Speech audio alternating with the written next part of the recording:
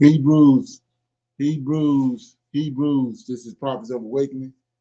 This our reading to the TANAK night, Wednesday night, the 31st of January 2024.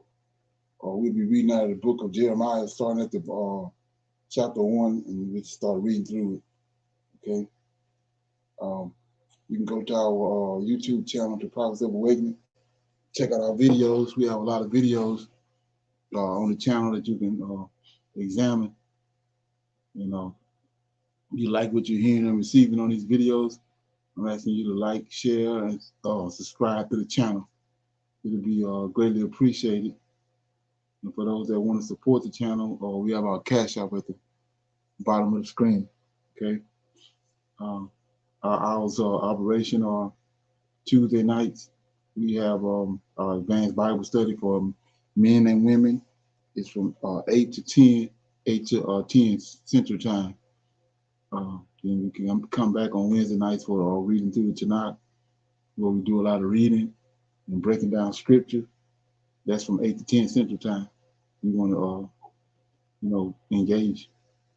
Then we have our Women's Advanced Bible Study night on Thursday nights. It's from 8 to 10 Central Time. And then we come back for Friday nights on Clubhouse. We have a non-Messianic channel, non-Messianic room on Clubhouse. Well, for Men's Advanced Bible Study night.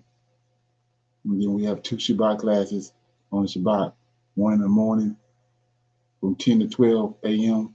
Central Time. And then we come back and close the Sabbath out with from 6 to 7 p.m. Central Time. Okay, so with that being said, this is a non-Messianic channel. By that I mean that we deal with the Tanakh and the Torah.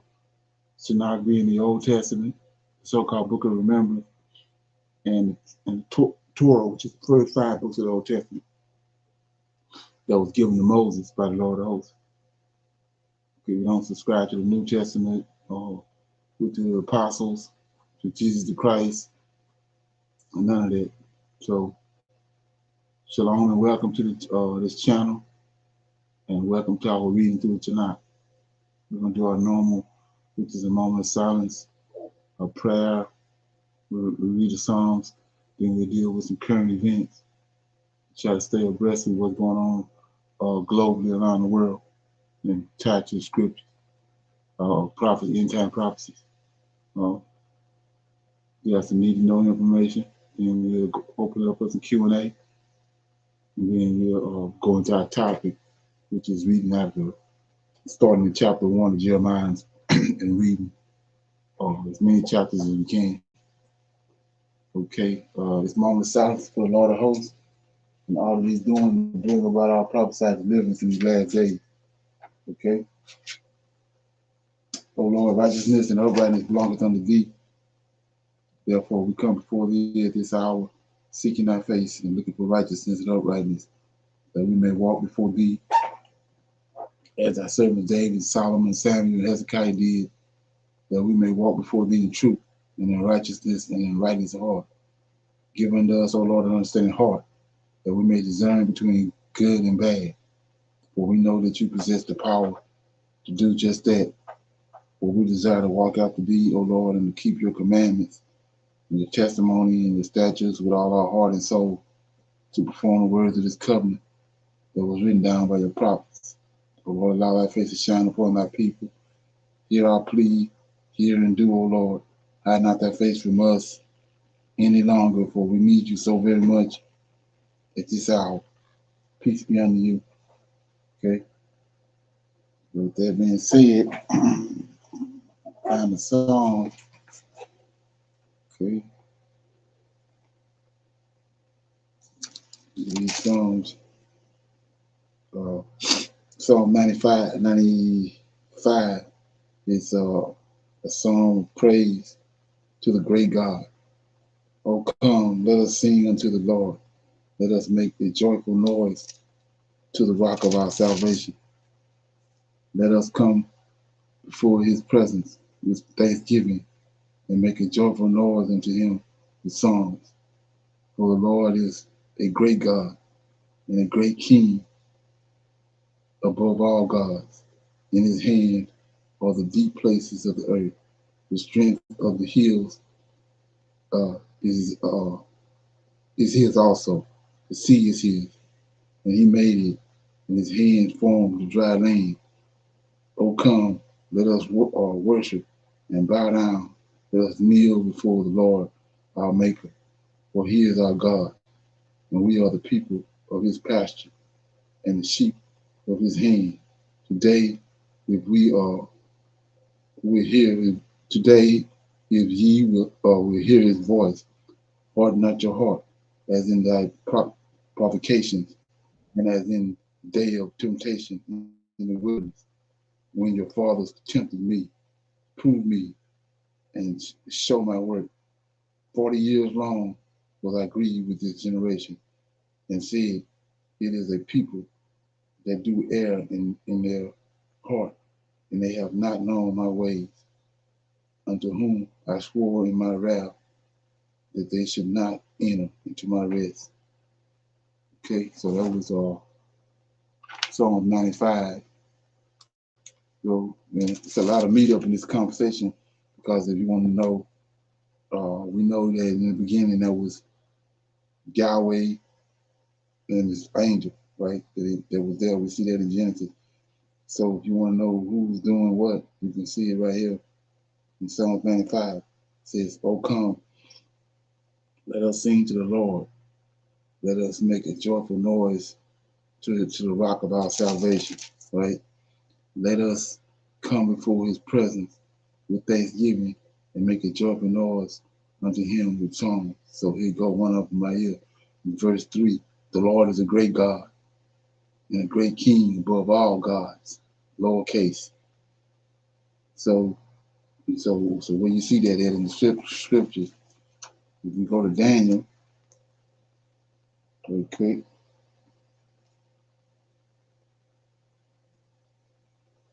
chapter 12 with Daniel.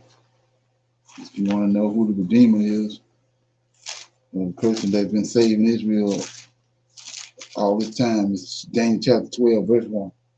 And at that time shall Michael, that's the first angel that Yahweh formed in the very beginning. This was with him, the Lord of hosts.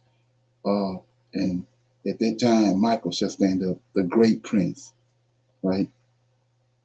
So when lowercase God and prince and El is all the same thing. So it says, at that time shall Michael stand up, the great prince, which is same as the great God. The great God, which standeth for the children of Israel, for thy people. So remember that. You're standing for the children of Israel, or of children of thy people, and there shall be a time of trouble, such as never was since there was a nation, even at that same time. And then when this Michael stand up, the great prince, at that time shall our people be delivered, saved. So when Michael stand up is when the Israelites get saved. Not Yahushua, but it says, uh, at that time my people shall be delivered, everyone that shall be found written in the book.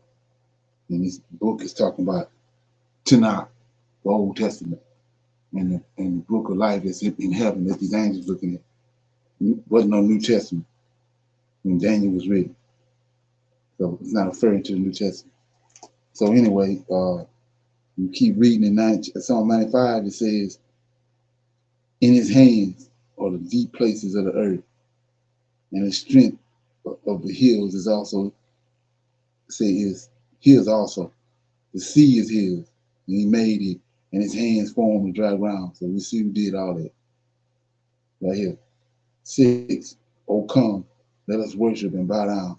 Let us kneel before the Lord, our Maker. Tell you who the Maker is. For he is our God, and we are the people of his pasture. So let's look at that right quick. For he is our God, right?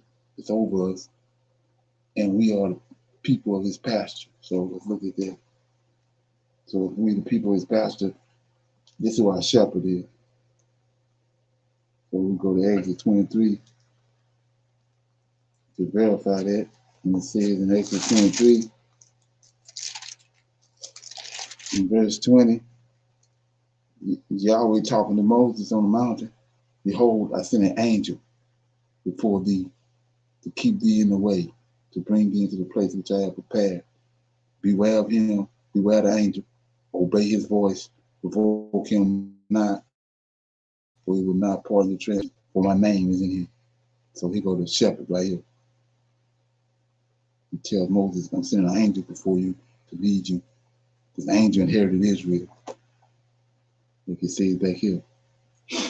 And you get it.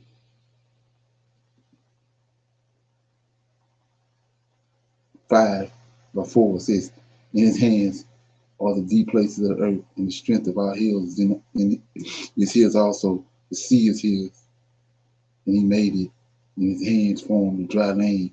O come, let us worship and bow down, and let us kneel before the Lord our Maker. For he is our God, and we are the people of his pasture. Yeah, so it's the shepherd that's over us. And then it says, and the sheep of his hand. Today, if ye will hear his voice, right? That's what he just told him. Obey his angel voice. And so it says, the sheep of his hand, right? So we go to Isaiah 43. Right quick. Right? Go to Isaiah 43. And he's crying out on who he is as our Redeemer. So he says in Isaiah 43, verse 10, ye are my witnesses, the Israelites, the Lord, and my servant that I have chosen, that ye may know and believe me and understand that I am he. Before me no God was formed. So Yahweh wasn't formed. So this ain't Yahweh that's talking. It's angel, Lord of hosts, Michael, talking. Neither shall there be after me. And then even I am the Lord. Besides me there's no Savior. So this is the Savior. I have declared, and I have saved, and I have showed when there was no strange God, no strange angel among you. Therefore ye are my witnesses, said the Lord, that I am God. Then 13, yea, before the day was, I am he. There is none that can deliver out of my hand. There you go. I will work and who will let. So we see what hands we in right here. And he's proclaiming it all through the scripture, but the average person can't see it because they are caught up with JC. They don't see none of this stuff. Okay? So, anybody have any comments on that? Okay, we'll go to some current events.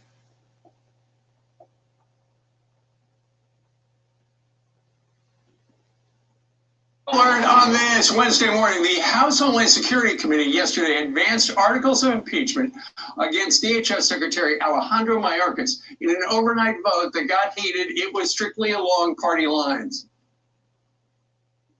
Secretary Mayorkas' actions have forced our hand. We cannot allow this border crisis to continue. We cannot allow fentanyl to flood across our border, our criminals to waltz in undeterred. And we cannot allow a cabinet secretary with no regard for the separation of powers or the rule of law to remain in office. Any shortcomings that Mayorkas may have, frankly, are your fault. He's asking for authorities to do more, to have more border agents, to have more resources. And so his limitations are caused by you. It was a marathon session, 13 hours long. Eventually, Mayorkas called the allegations baseless in a letter to the committee. The next step is an impeachment vote on the House floor. And as that battle unfolds in Washington, look at this insane video. A group of migrants in New York City are arrested after attacking NYPD officers in Times Square. 5 were arrested, and 4 are already released without bail. All right, the brawl started when 2 officers were trying to break up a rowdy crowd near a migrant shelter on 42nd Street. While arresting one of the men, the other said, hey, I'm going to just sit there. I'll jump in, I'll start kicking, I'll stop punching the officers. After all, I don't belong in this country anyway. I could beat up an NYPD officer. What will actually happen? The Manhattan DA's office saying it's investigating the incident as police search for 5 other men involved. every part of this incident could have been avoided if you didn't allow 67,000 people to call New York home who don't belong here. And what happened is, instead of being grateful, they're creating chaos. Exactly. They get free food, free laundry, they can do whatever they want, free shelter. And when they start fighting each other and NYPD comes to enforce the law, they beat up the cops. Right. Forget you trying to wrap your head around that. Listen, the actual number, according to the New York Post, and they had this story exclusively, 172,000 migrants have come to New York City since, in the last year and a half. 172,000, 67,000 are currently in shelters, obviously, if these guys were over by the migrant. So now, so everybody hollering about civil war and thinking that it's limited to the blacks and the whites, but look at all these damn Mexicans you let over here, and look what they doing. You gave them all these, blow them up, and got them thinking they got rights and all that, and now they jumping on police, gangbang police. That's just the beginning of it. Any comments? Anybody heard anything like that? Shalom. No, sir, I haven't heard about it, but it seems like they want to be in their own little community, their own little thing. If the police come to help them out and they turn on the police, I mean, and they've got, and it's saying like the Democrats want them here so they can vote. They're going to turn on them too. I mean, they got more than homeless people can ever have, and they're acting crazy. Yes, sir. Should you expect from them if you bring them over here and then you raise them up over a whole race of people that's been here that you owe reparations to? You trying to raise them up over those people. And not only that, Most High's people, Lord of Hosts people. What you expect? Okay. Shalom. And I believe they're looking at television. They know some of them are translating what's going on and having people, fight for them. They know what's going on, most of them, how these people in America want to send them to safe houses and, sanctuaries and things like that. So they're really taking advantage of this situation. Yeah. Way out of line. Now, those who are fighting, I don't know about the other ones. Right. Shalom. After watching that video, right, and the two officers trying to handle all the immigrants, right, and it wasn't working at all because they was taking over. I thought about not one weapon was drawn at all.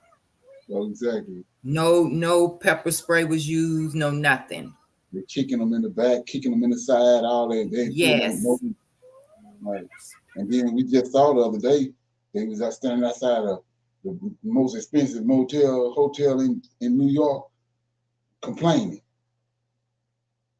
Now this. It's crazy.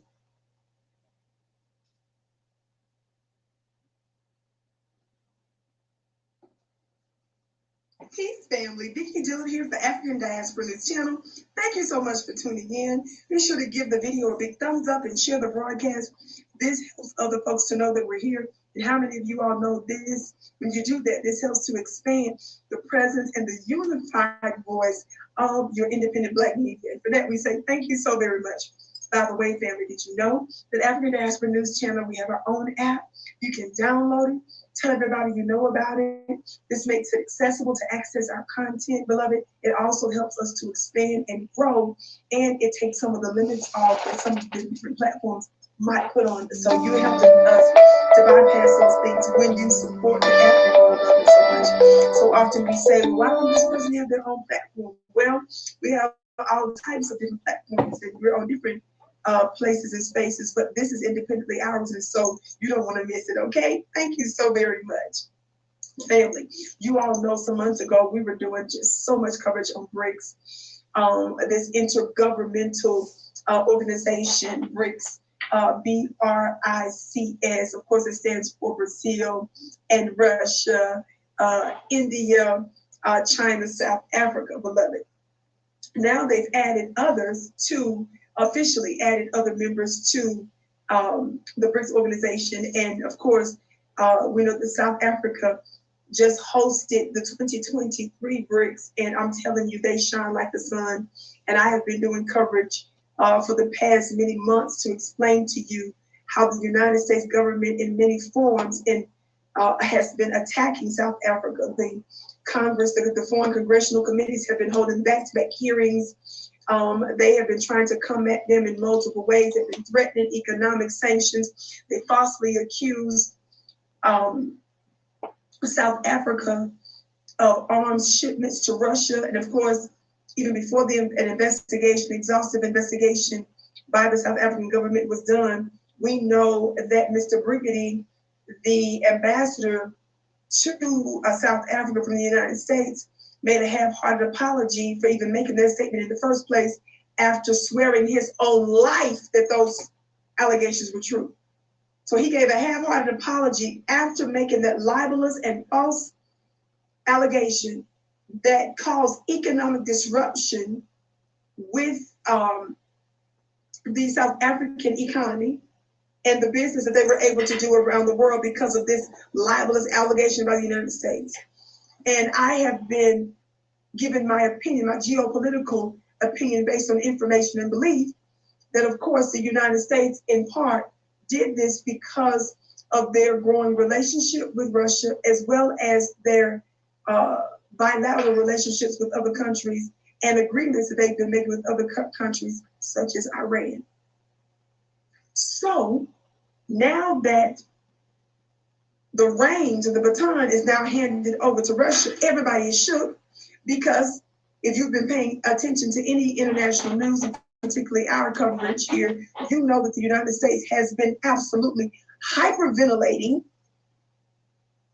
in addition to making all libelous claims against the South African government and finding all types of ways to obstruct the South African relationship. Now you're understanding why, because they know that they are absolutely central. And of course, they were one of the top, they ended up coming on later with BRICS, but they're still one of the top BRICS members, right? And so because of that, they're trying to disrupt what's going on in Africa by and through South Africa because of this relationship. This is a farm. No.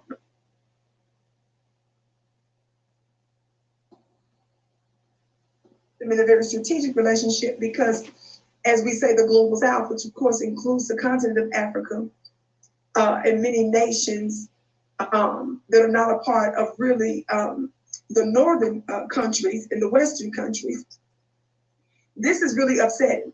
So in order to cause disruption, this whole notion of warfare by divide and conquer, they try to really go hard in South Africa directly and indirectly so as to disrupt that relationship with primarily Russia, among others. But it ain't helping their relationships that they're building with Iran and some of the other nations that are joining. Watch this.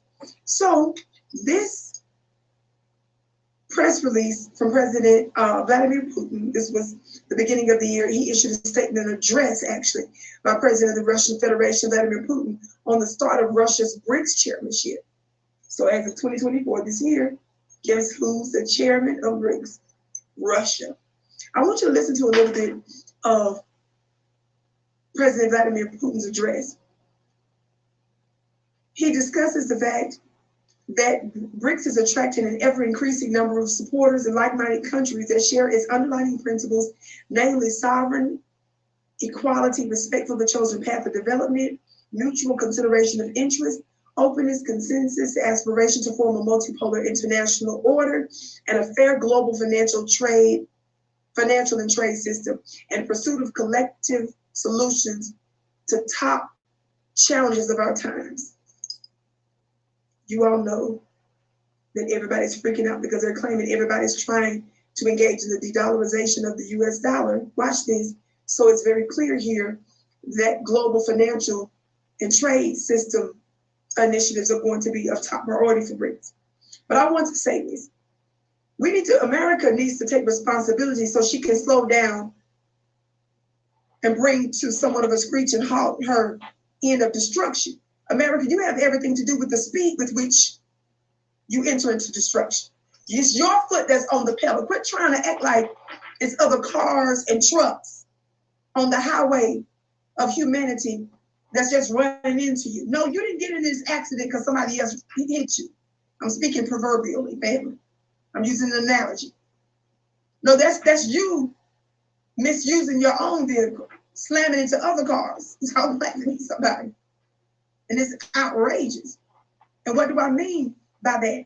You cannot threaten, for example, many African countries and then snatch them up out of your trade programs because they refuse to engage in U.S. LGBT type laws. That's not how that works. You can't accuse African nations lying on them about arms sales to Russia only to find out that that was not true and mess up their economy and their relationships around the world. You cannot impose illegal sanctions on African countries and even Latino countries like Cuba and Venezuela for decades and decades and think everybody is fixing to jump for joy over the dollar. You can't impose thousands and thousands and thousands of economic sanctions on Russia, snatch them up from one of the top global systems, freeze their money, and then you and your Western buddies figure out a way you can steal that money and think everybody is fixing to sit up here and talk about how they love using the dollar. You cannot weaponize the dollar and then turn around and expect everybody to enjoy using the dollar. That's you doing that, America. Listen, but the beginning of that paragraph that I read, it says BRICS is attracting an ever-increasing number of supporters. Watch this, family. So much so, and I'm skipping down, it says, of course, we consider the degree to which many other countries, about 30 of them, are prepared to join the BRICS multi-dimensional agenda in one form or another. To this end, we will start working on the modalities of a new category of BRICS partner country. So they're going to create a whole new BRICS partnership because there are so many other countries that want to be connected. By the way, I wanted to remind you of some of the other countries that are officially new BRICS members: Egypt, Ethiopia, Iran, Saudi Arabia, and the United Arab Emirates. Now, if you remember, Argentina was supposed to be a part of that too. But Argentina's funny looking self got a weird relationship with the United States. They just elected a new president. He's saying some wild and crazy and strange stuff. He's sitting up there talking about when he was campaigning, he going for the American dollar and basically taking away the sovereignty of his own country. There's some weird behind the scenes stuff that we believe is going on there. So that doesn't even make any sense. And some folks have been speculating, I believe credibly, that the United States and her Western allies are very likely has something to do with them after applying and requesting to be a part of BRICS, decided to pull back after officially being accepted. Something is wrong with that. But, okay, any comments on that? Okay. Taylor Swift hasn't said a no, my bad. Wrong one.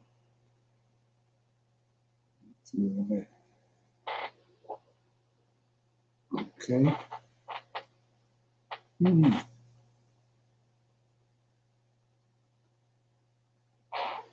Was the first Jewish archaeologist to excavate in the most ancient part of Jerusalem, and it was significant that he was both. They supposedly found David body. Listened to a clown last night. Now here they go. An archaeologist and Jewish. As an archaeologist, he knew how to dig, and because he was Jewish, he used the Bible like a treasure map in his quest to find the tomb of King David.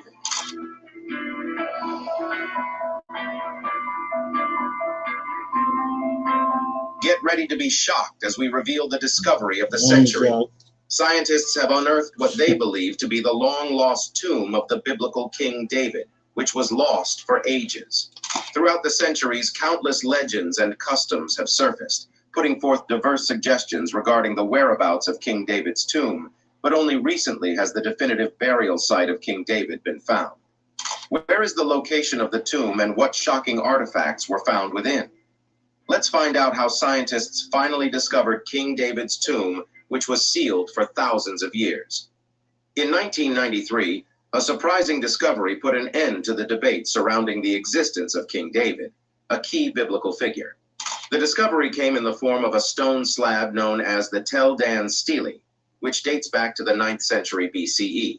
The inscription on the slab, written in Aramaic, refers to the House of David, providing early evidence of the existence of a Davidic dynasty. Prior to this discovery, scholars had raised doubts about the historical accuracy of the biblical accounts and questioned the existence of a unified monarchy under David's rule, despite his prominent position in the Hebrew Bible. However, the question of the location of King David's tomb continued to fuel curiosity and speculation. Recently, a French Jewish archaeologist has claimed to have found the exact burial site of King David, uncovering several remarkable artifacts in the process. These findings have sent shockwaves throughout the world. Stay tuned to learn more about the astonishing discoveries made in King David's tomb. But before we delve into these revelations, let's introduce you to the man, the poet, the ruler, King David. David, one of the most prominent figures in the Bible, had a remarkable journey that spanned from his humble beginnings to becoming the celebrated king of Israel. From his birth to his death, his life was filled with unique events that shaped his reign and left an indelible mark in history. David was born in Bethlehem around 1040 BCE, the youngest son of Jesse from the tribe of Judah.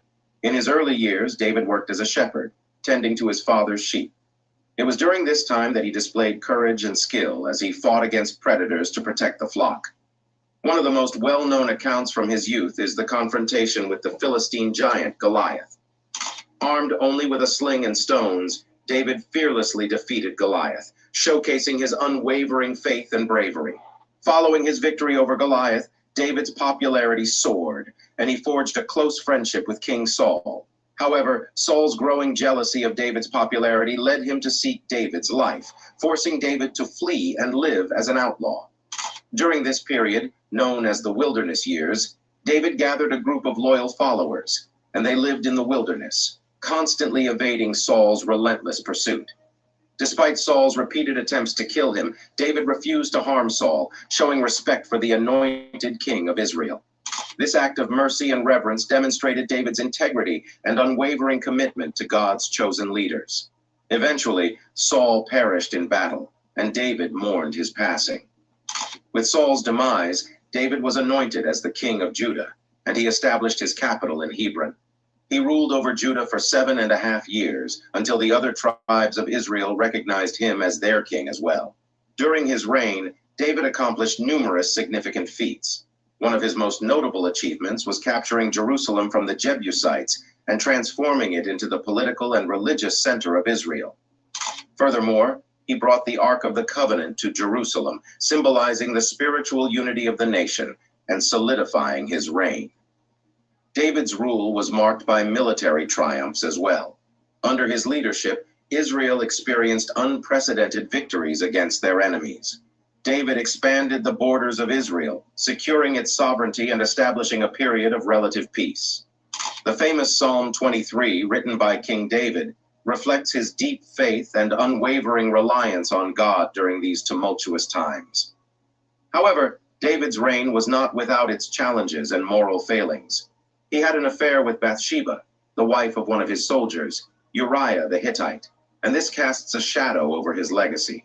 Overwhelmed with guilt and fear, David sent Uriah to the battlefront where he was killed. David's actions brought divine judgment upon his household.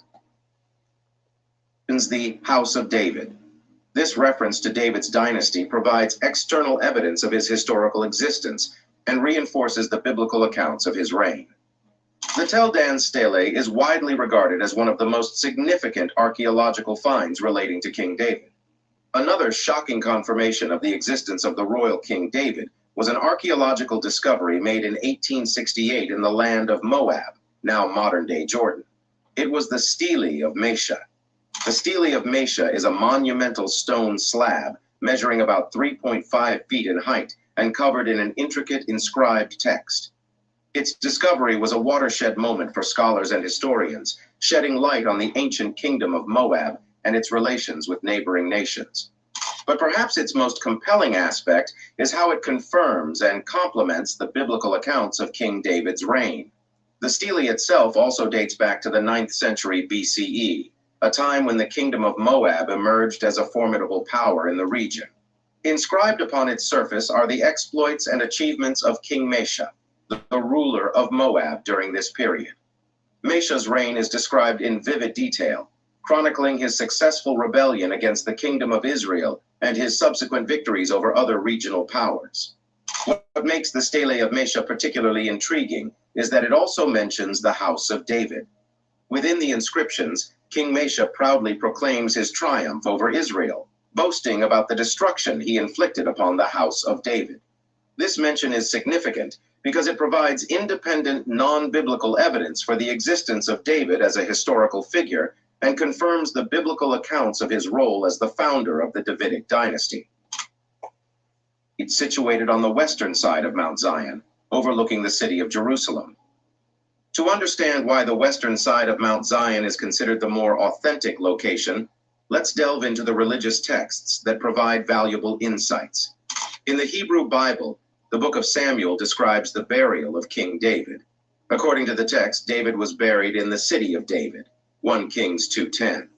The city of David is traditionally identified as the area south of the Temple Mount, which encompasses the western slope of Mount Zion. This aligns with the location of the tomb on the western side of Mount Zion. Furthermore, the book of Nehemiah in the Hebrew Bible mentions the tombs of David being situated in close proximity to the pool of Siloam, which is also located in the city of David.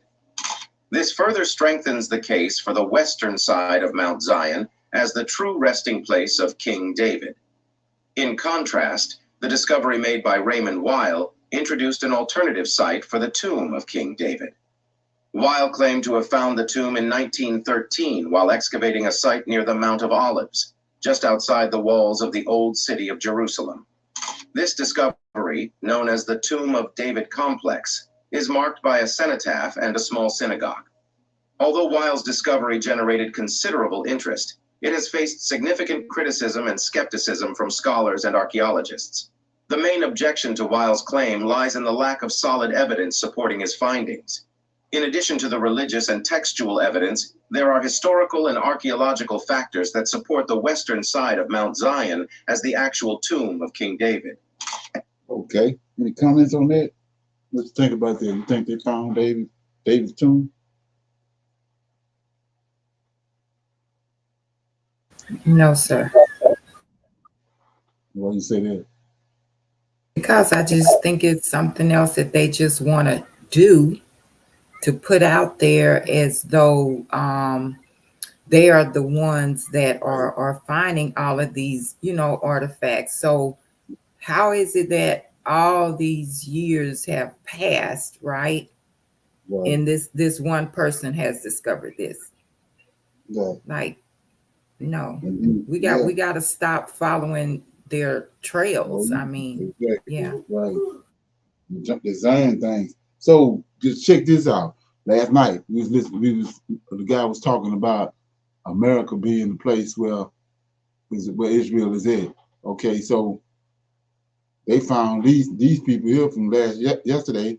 They found Joseph's body in the what's that, the Grand Canyon.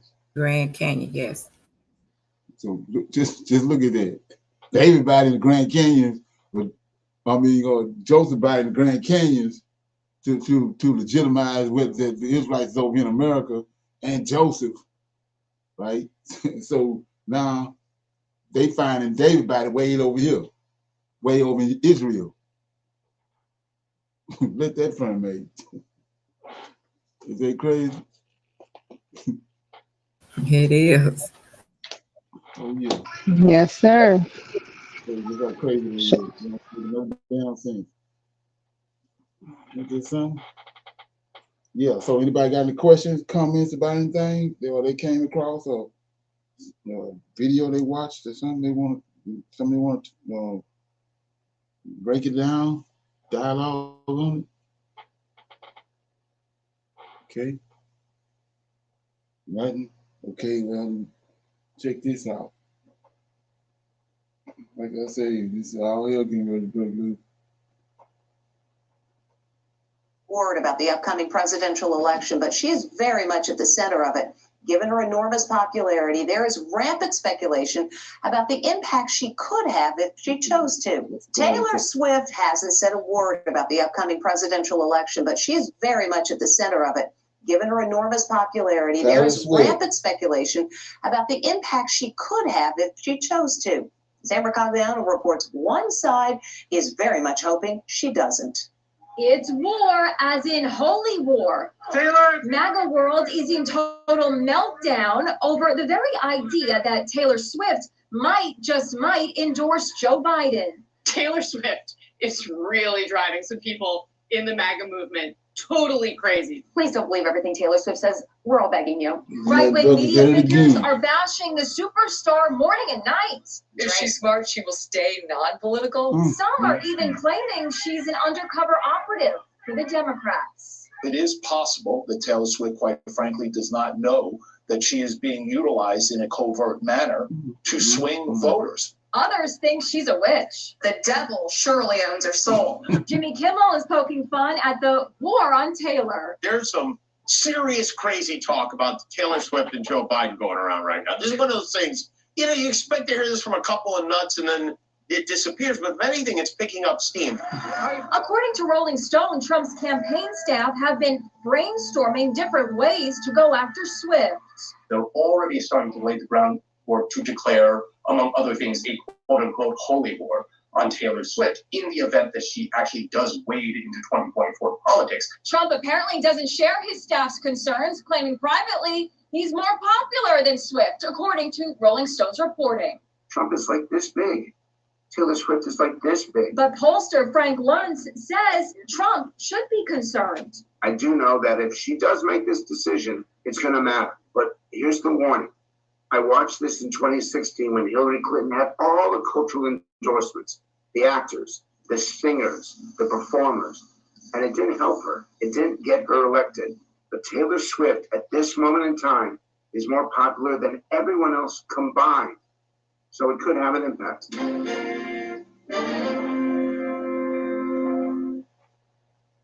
And that's so. What do you think about that?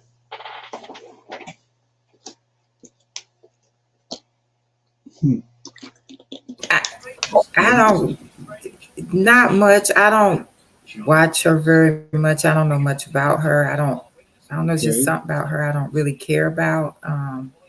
I didn't know anything about that. But yeah, she's one I don't care a whole lot about. I don't bother even watching anything she's involved with. And there's some, whoever would have thought that that would come up. You know what I'm saying? That's crazy, man. Right. Well, yeah. And they say them QAnons and them Trump supporters, they gone bonkers, trying to destroy the name, discredit it. Shalom. I mean, yes, sir.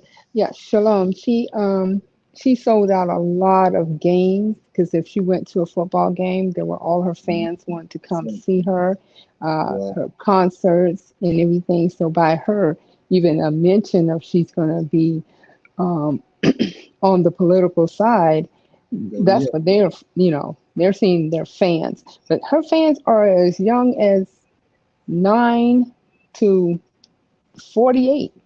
So it's kind of crazy. Well, yeah.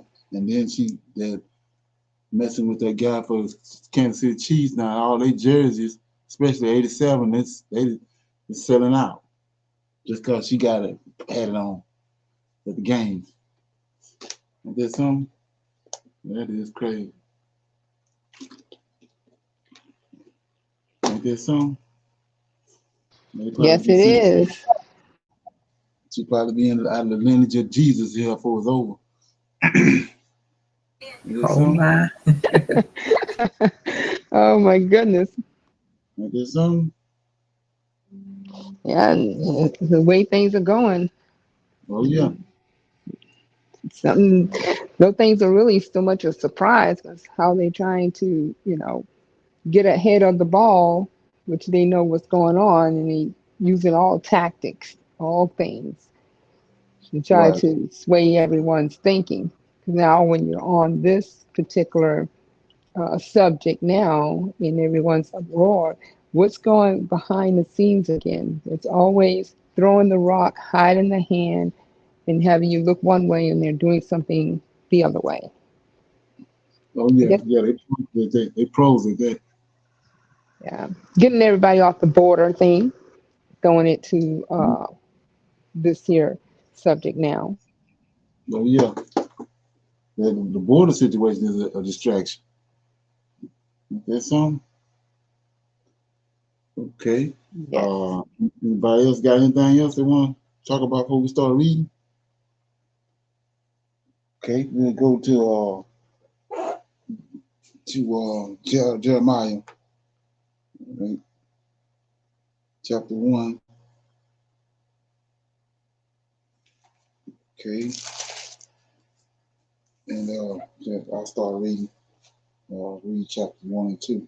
It says, the words of Jeremiah, the son of Hilkiah, the priest that were in Antioch in the land of Benjamin, to whom the word of the Lord came in the days of Josiah, son of Ammon, king of Judah, in the 13th year of his reign. He came also in the days of Jehoiakim, the son of Joshua, king of Judah, until the end of the 11th year of Zedekiah, the son of Joshua, son of Joash, king of Judah, unto the carrying away of Jerusalem captive in the 5th month. Then the word of the Lord came unto me, saying, before I formed thee in the belly, I knew thee, and before thou camest forth out of thy womb, I sanctified thee, and I ordained thee a prophet unto the nations.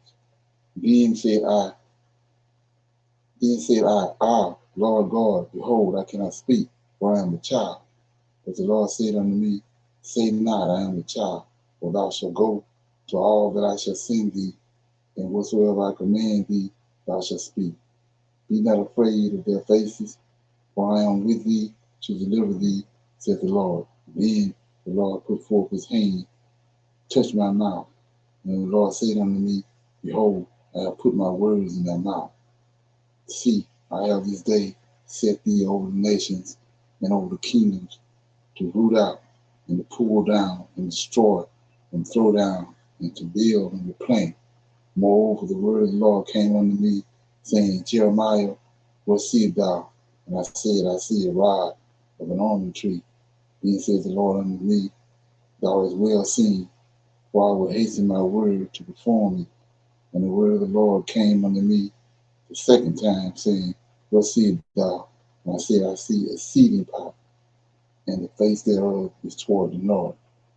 Then the Lord said unto me, out of the north an evil shall break forth upon all the inhabitants of the land.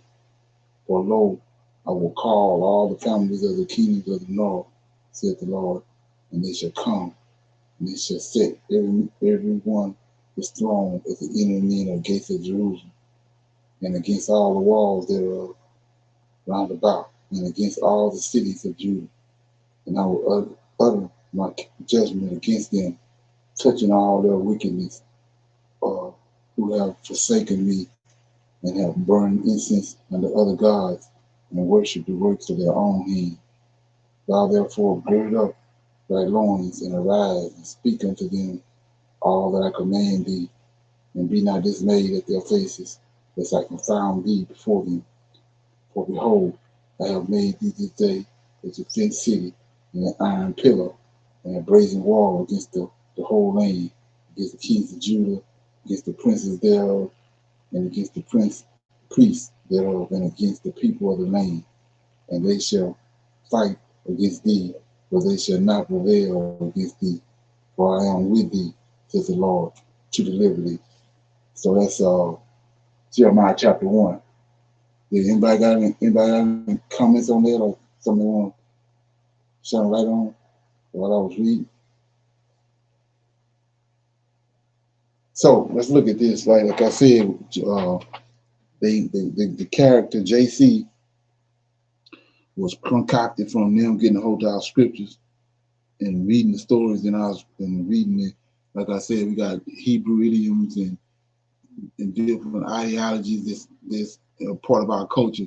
They got a hold of our scriptures and learned all those different things, how they operate, and that's how JC came into existence. So let's look at it.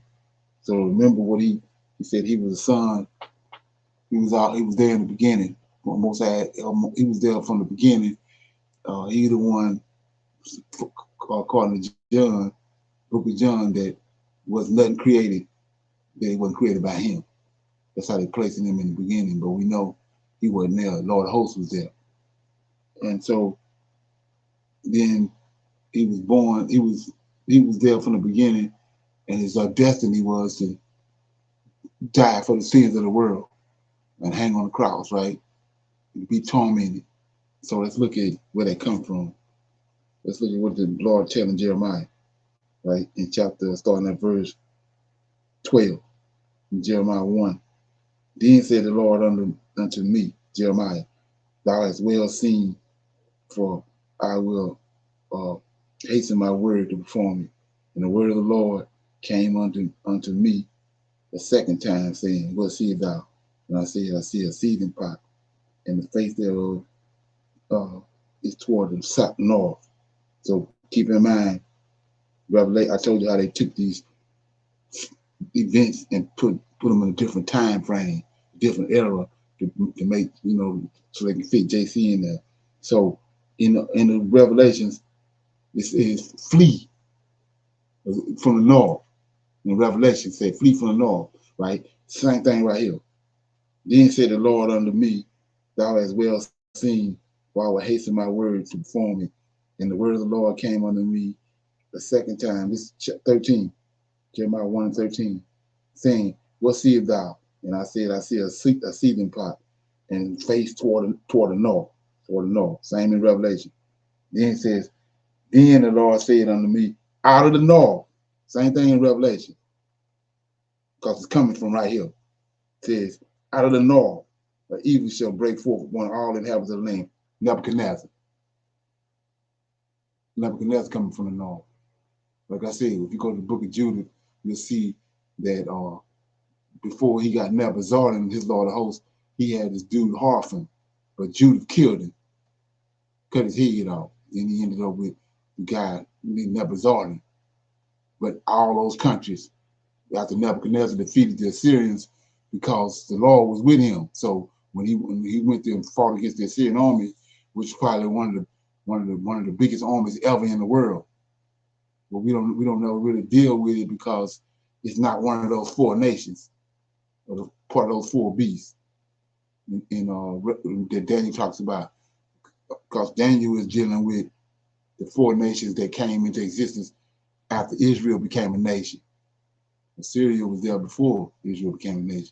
So the Syrian army went up against the Chaldeans, and everybody just knew that they was going to lose, but Yahweh was with them. The Lord of Hosts was with them, and there was 7 angels.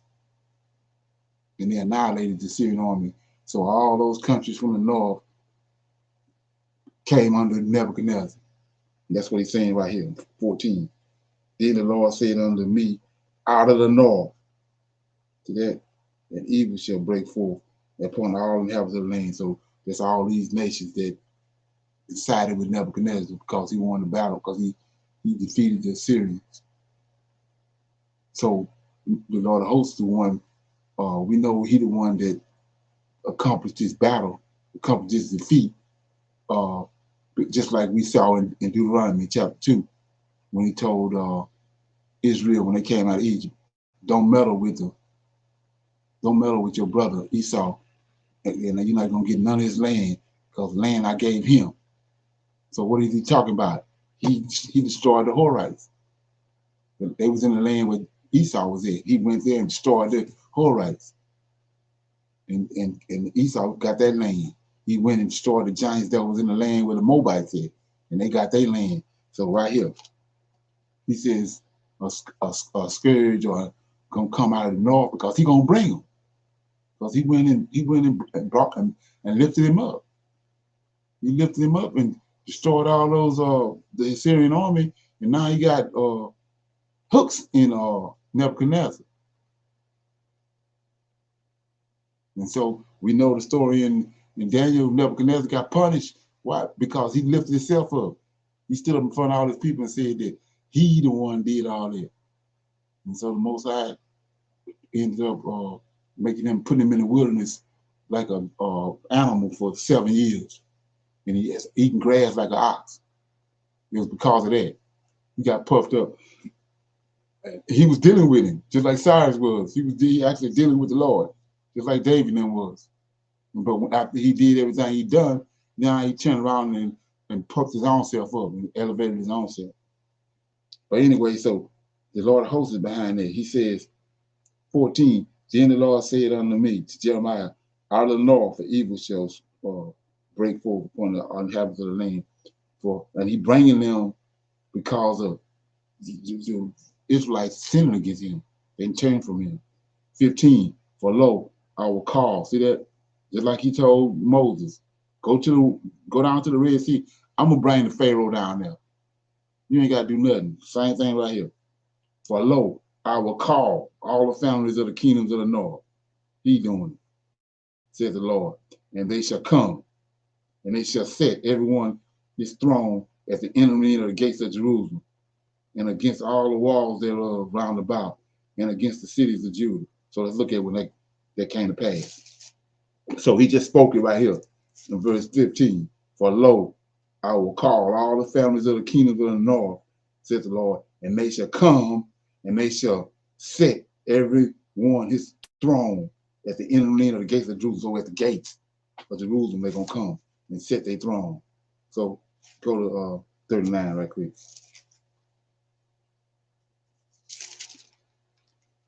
Jeremiah 39, verse 1. In the 9th year of Zedekiah, king of Judah, in the 10th month, came Nebuchadnezzar, king of Babylon, and his army against Jerusalem, and they besieged it. And in the 11th year of Zedekiah, in the 4th month, and the 9th day of the month, the city was broken up. And here you go. Here go the prophecy come to pass.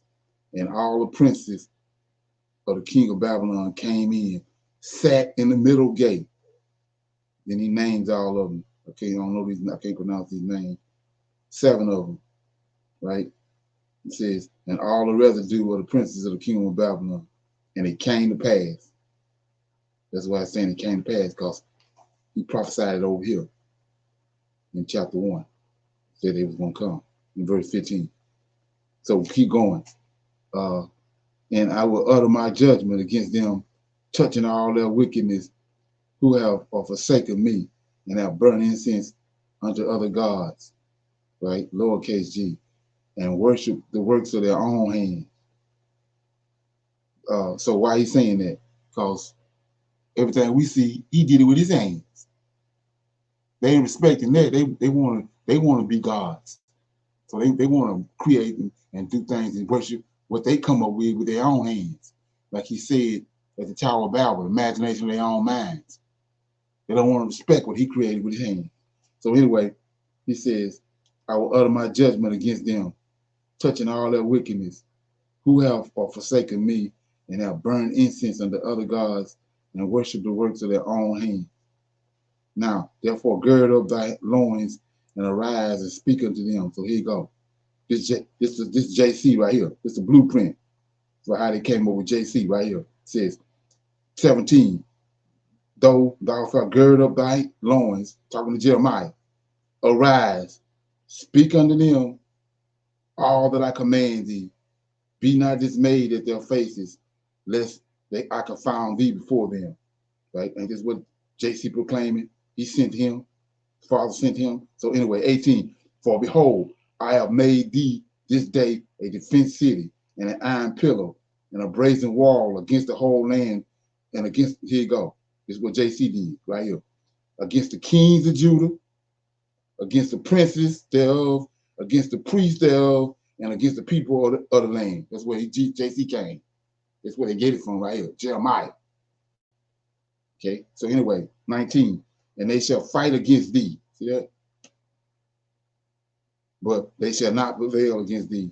For I am with thee, said the Lord, to deliver thee. So any comments on that? You might have seen something I didn't see. When I read chapter 2. Any comments on that? Okay, no comments. So chapter 2, Jeremiah message to a sinful Israel. See that? So Jeremiah is sent to the nation of Israel for their sin. That's JC right there all day long. Jeremiah, the blueprint. So he says, moreover, the word of the Lord came unto me saying, go cry in the ears of Jerusalem. Ain't that what JC was doing on the Mount of Olives? So saying, thus said the Lord, I remember thee, the kindness of thy youth, the love of thy spousal, when thou wentest after me in the wilderness, in a land that was not sown. Israel was holiness unto the Lord, and the first fruit of his increase. All that devour him shall offend. Evil shall come upon them, saith the Lord. Hear ye the word of the Lord, O house of Jacob, and all the families of the house of Israel. Thus saith the Lord, what iniquity have your fathers found in me, that they are gone far from me, and have walked after vanity, and are become vain. So like, what you have to do with this right here is, I mean, when you if you searching, if you seriously seeking truth, now you want to those you want to ride on JC, that's on you, but he ain't talking like this. So who is this that's commanding JC? I mean, commanding Jeremiah? It's the Lord of hosts.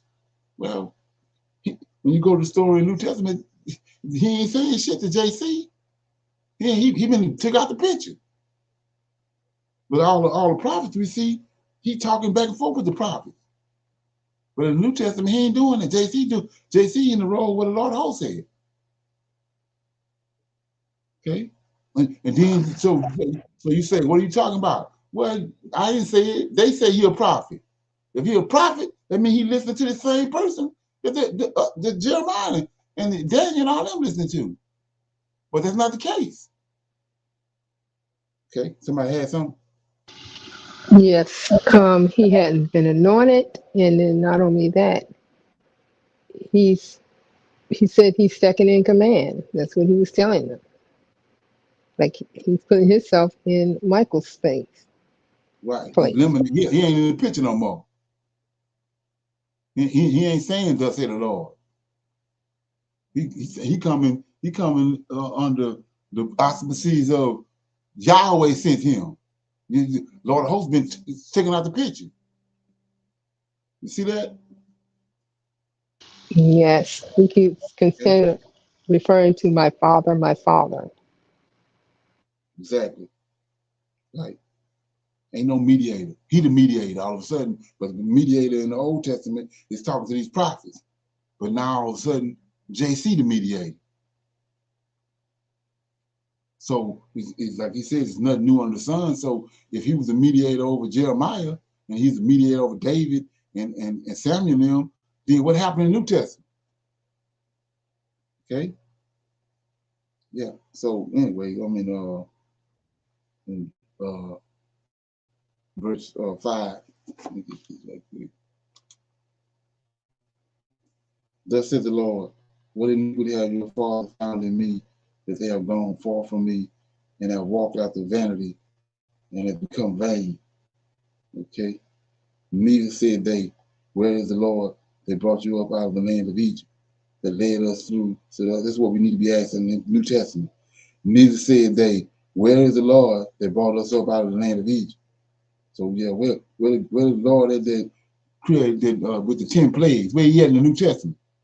Okay, it says, neither said they, where is the Lord that brought thee up out of the land of Egypt, and that led us through the wilderness, through the land of deserts, and out of pits, and through the land of drought, and out of the shadow of death, through a land that no man passeth through, and whereas no man dwelleth. And I brought you into a plentiful country, to eat the fruit thereof, and the goodness thereof.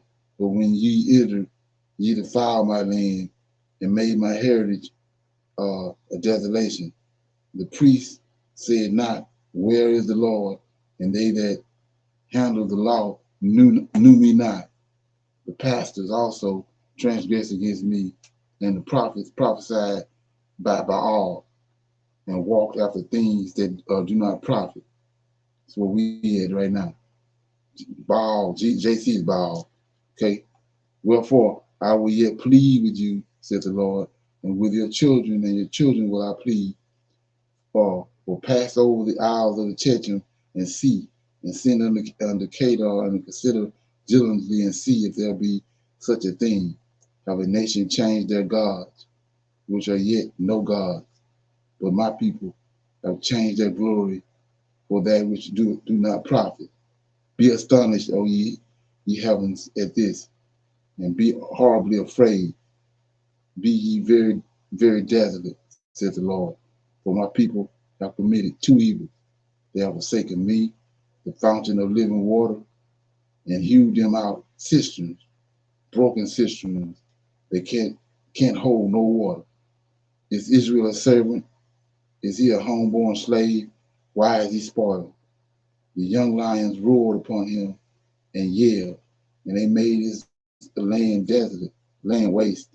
His cities are burned with inhabitants. Also the children of Nuh and Tophan have broken the crown of thy head. Hast thou not procured this unto thyself, in that thou hast forsaken the Lord thy God, when he led thee by the way? And so we see the Lord God right here. Psalms 20, Exodus 23 says it's an angel leading them. So right here it says, hast thou not procured this unto thyself, in that thou hast forsaken me, the Lord thy God, when he led thee by the way? Yeah. And now, what hast thou to do in the way of Egypt, to drink the waters of Sihor? Or what hast thou to do in the way of Assyria, to drink the waters of the river? Thine own wickedness shall correct thee, and thy backsliding shall reprove thee. Know therefore and see that it is an evil thing and bitter that thou hast forsaken the Lord thy God, and that my fear is not in thee, says the Lord God of hosts. For of old times I have broken the yoke and burst thy bands, and thou saidst, I will not transgress. When upon every high hill and under every green tree thou wanderest, plain of heart, yet I have planted thee a noble vine, holy and right, the right seed. How then art thou turned into degenerate plant of a strange vine unto me? For though thou wash thee with nitrate and take thee with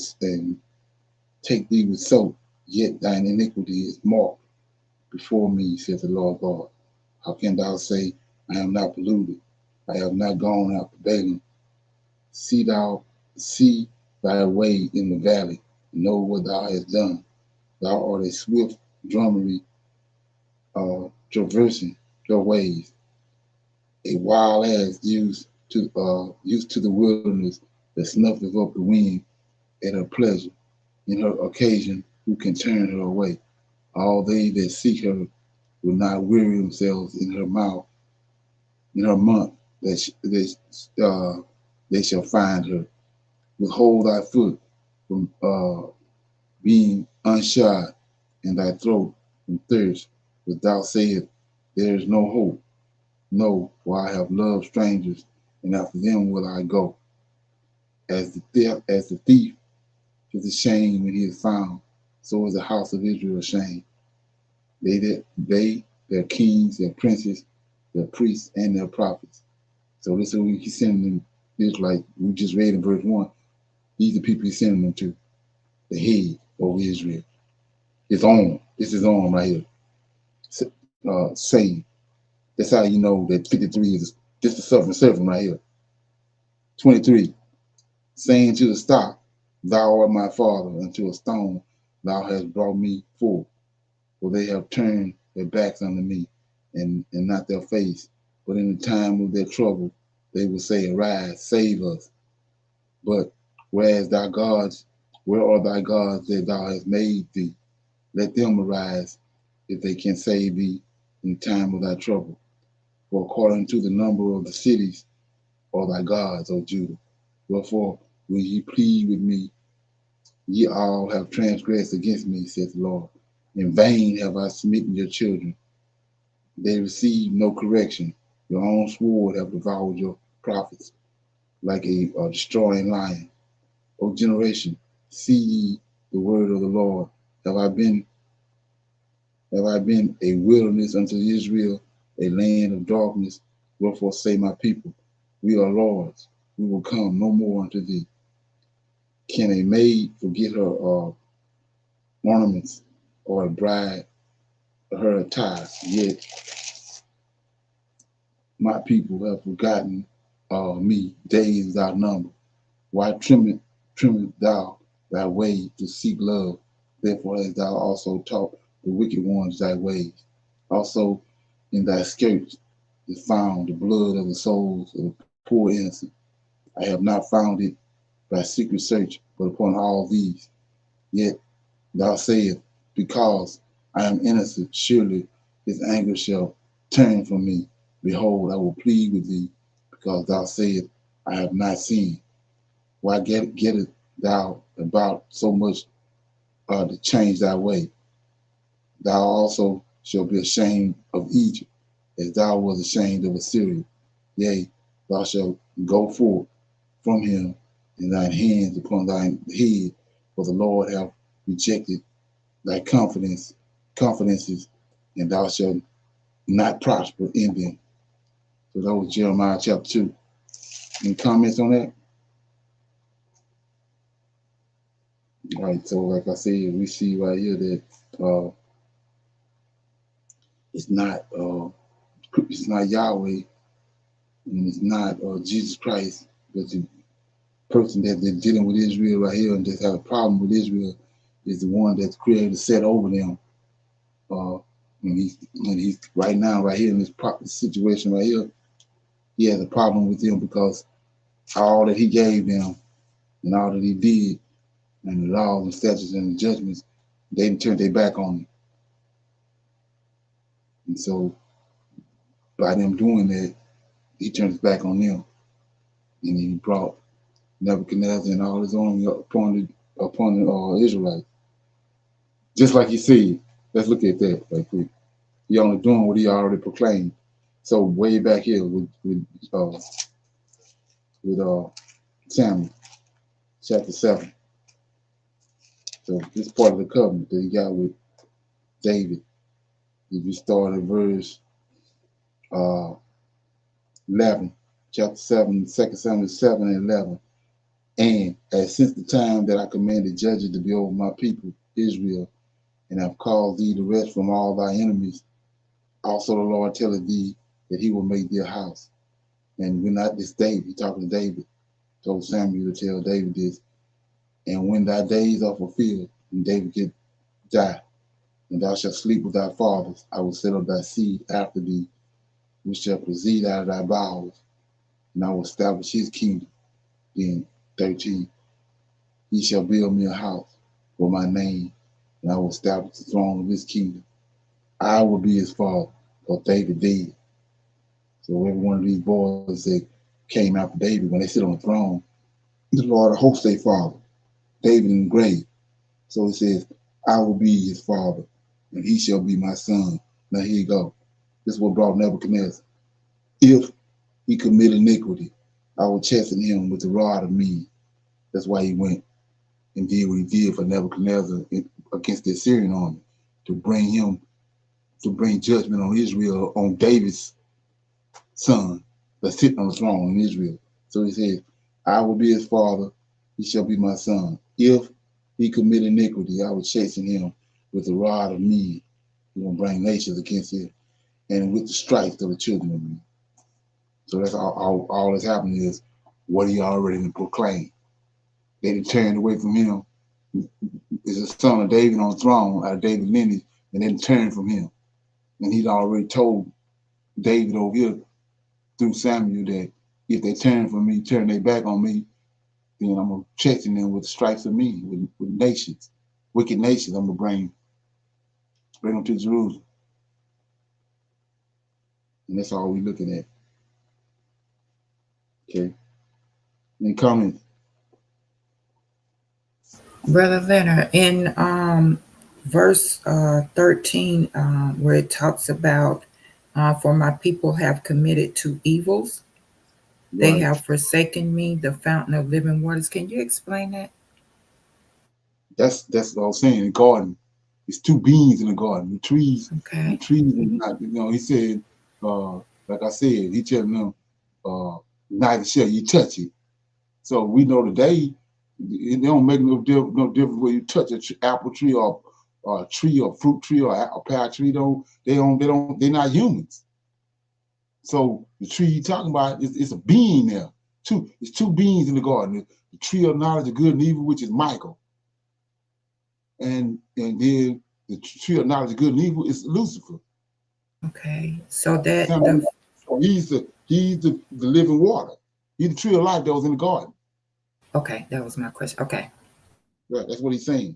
He says, for my people, this is Lord of hosts talking, telling Jeremiah to say this, for my people have committed two evils. They have forsaken me. Then he tells you who he is, the fountain of living water, tree of life. See that? Yes, sir. And then he's the fountain of living water, but they didn't went and hewed out cisterns. So when you know what a cistern is when they go dig a big old like a hole in the ground inside a cave with a rock with a stone in it, and they fill it up with water. That's what a cistern is. So he's saying that you done went on your own. I'm the living water, but you done went and got water for your own water, provided for your own self. You don't want the living water. Okay. Okay. Make any sense? Yes. Okay. So somebody gonna read chapter 3 and yes, sir. I can read chapter 3. Jeremiah, sir. 3 and 4. Okay. Jeremiah chapter 3. They say, if a man put away his wife, and she go from him, and become another man's, shall he return unto her again? Shall not that land be greatly polluted? But thou hast played the harlot with many lovers. Yet return again to me, saith the Lord. Lift up thine eyes unto the high places, and see where thou hast not been lean with. In the ways hast thou set for them, as the Arabian in the wilderness, and thou hast polluted the land with thy whoredoms and with thy wickedness. Therefore the showers have been withholden, and there hath been no latter rain, and thou hast a whore's forehead. Thou refusest to be ashamed. Wilt thou not from this time cry unto me, my Father, thou art the guide of my youth? Will he reserve his anger forever? Will he keep it to the end? Behold, thou hast spoken and done evil things as thou couldest. Verse 6, the Lord said also unto me, in the days of Josiah the king, hast thou seen that which backsliding Israel hath done? She is gone up upon every high mountain and under every green tree, and there hath played the harlot. And I said, after she had done all these things, turn thou unto me. But she returned not. And her treacherous sister Judah saw it. And I saw, when for all the causes whereby backsliding Israel committed adultery, I had put her away and given her a bill of divorce. Yet her treacherous sister Judah feared not, but went and played the harlot also. And it came to pass through the lightness of her whoredom that she defiled the land and committed adultery with stones and with stocks. Verse 10, and yet for all this treacherous sister, Judah hath not turned unto me with her whole heart, but let me see. Wait a minute. See what? But Finley, right, saith the Lord. And the Lord said unto me, the backsliding Israel had justified herself more than treacherous Judah. Go and proclaim these words toward the north and say, Return, thou backsliding Israel, said the Lord, and I will not cause mine anger to fall upon you, for I am merciful, said the Lord, and I will not keep anger forever. 13. Only acknowledge thine iniquity, that thou hast transgressed against the Lord thy God, and hast scattered thy ways to the strangers under every green tree. And ye have not obeyed my voice, said the Lord. Turn, O backsliding children, said the Lord, for I am married unto you, and I will take you one of a city and two of a family, and I will bring you to Zion, and I will give you pastors according to mine heart, which shall feed you with knowledge and understanding. And it shall come to pass, when ye be multiplied and increased in the land in those days, said the Lord, they shall say no more, the ark of the covenant of the Lord, neither shall it come to mind, neither shall they remember it, neither shall they visit it, neither shall that be done any more. 17. And at that time they shall call Jerusalem the throne of the Lord, and all nations shall be gathered unto it, to the name of the Lord, to Jerusalem. Neither shall they walk any more after the imaginations of their evil heart. In those days the house of Judah shall walk with the house of Israel, and they shall come together out of the land of the north to the land that I have given for an inheritance unto your fathers. But I said, How shall I put thee among the children and give thee a pleasant land, a goodly heritage of the host of nations? And I said, Thou shalt call me my father, and shall not turn away from me. Surely as a wife treacherously departed from her husband, so have ye dealt treacherously with me, O house of Israel, said the Lord. 21. A voice was heard upon the high places, weeping and supplications of the children of Israel, for they have perverted their way, and they have forgotten the Lord their God. 22. Return, ye backsliding children, and I will heal your backsliding. Behold, we come unto thee, for thou art the Lord our God. Truly in vain in salvation hoped for from the hills and from the multitude of mountains. Truly in the Lord our God is the salvation of Israel. For shame hath devoured the labor of our fathers from our youth, their flocks and their herds, their sons and their daughters. We lie down in our shame, and our confusions covered it us. For we have sinned against the Lord our God, we and our fathers from our youth even until this day, and have not obeyed the voice of the Lord our God. That was Jeremiah chapter 3. Okay. Any comments on that? Yes, I want to piece this together. So this is when Israel is sinning, right? And also in this chapter is letting us know that the Michael, the Lord of hosts, inherited Israel. So Israel is his wife, right? Right. Okay. But he was trying back when he reminding them from back in the he's going back to the past when he was sent from he dwells in Zion. That's his land. He got there when the earth was divided up with these 70 angels back at the Tower of Babel. So he received Zion. That's his land. So when Israel was in captivity and crying out in the land of Egypt, the high God, Most High, sent him to go and deliver the Israelites and bring them to his land. That's where he inherited them at. And he reminded them of that. So you say, what you talking about? It's just like when a man go to another man's house and ask the father, the girl's father for his daughter in the marriage. So the Most High gave the nation Israel to him as a bride. That's what he's talking about when he got inherited. He received them at that point. When he sent him to Egypt, delivered them with the 10 plagues, that's when he brought Israel to him and took her to his land. Okay, so you say, what are you talking about? Verses 1 and 2, we'll see it. They say, if a man put away his wife, and she go from him and become another man's, shall he return unto her again? Shall not that land be greatly polluted? See that? So the land is the female part of it, which is given to him. And then he brought Israel there after she was espoused to him by Yahweh, not by the high God. Then he took her to where he abode at. That's what he mean by inherited. But there's two things I want to deal with in this verse. It says, go back to the garden. We know what happened in the garden.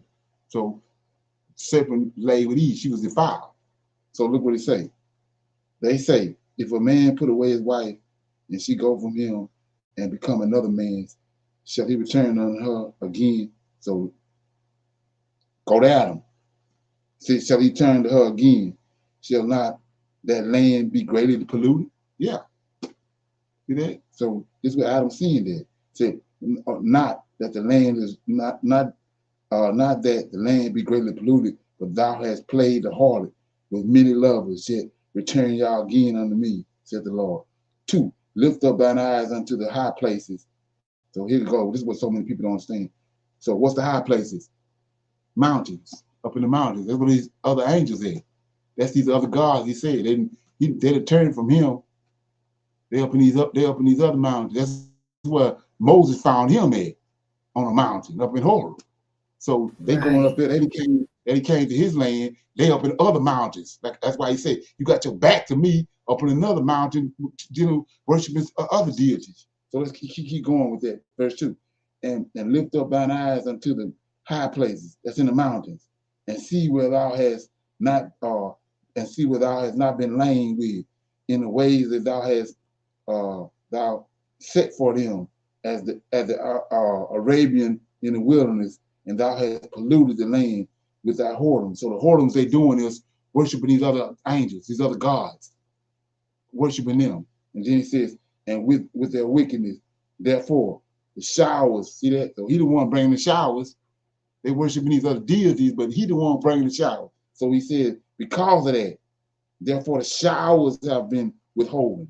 That's for the increase on the crops. He cut the water off. So withholding, and there has been no latter rain, and thou hast had a whore forehead, and thou refuses to be ashamed. So they've been doing it so long, they don't have no remorse, and they ain't trying to turn back to him.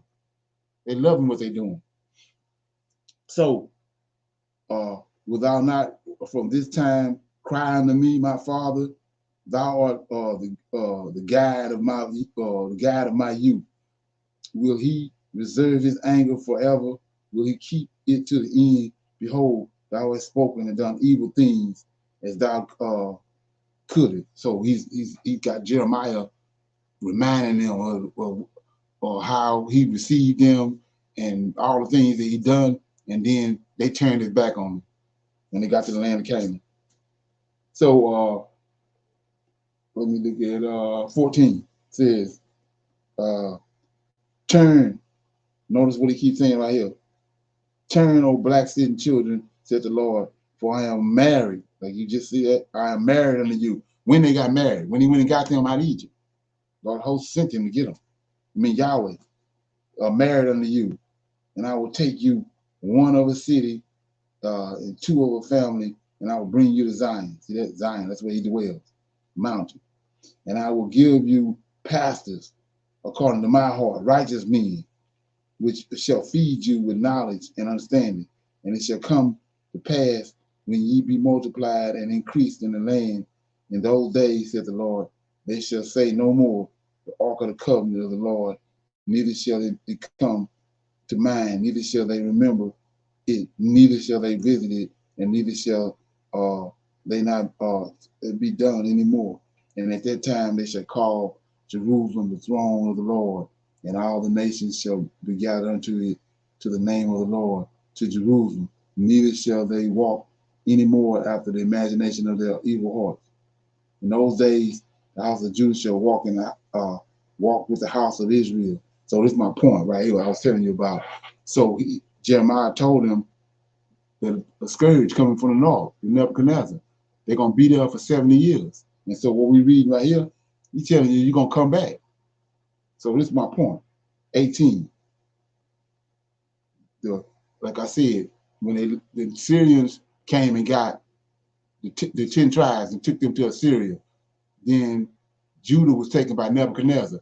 Cyrus came, and Cyrus received all 12 tribes because he conquered the Syrians and he conquered the Chaldeans. So now he got all 12 tribes with him.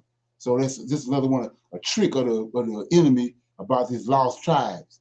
So right here, 18.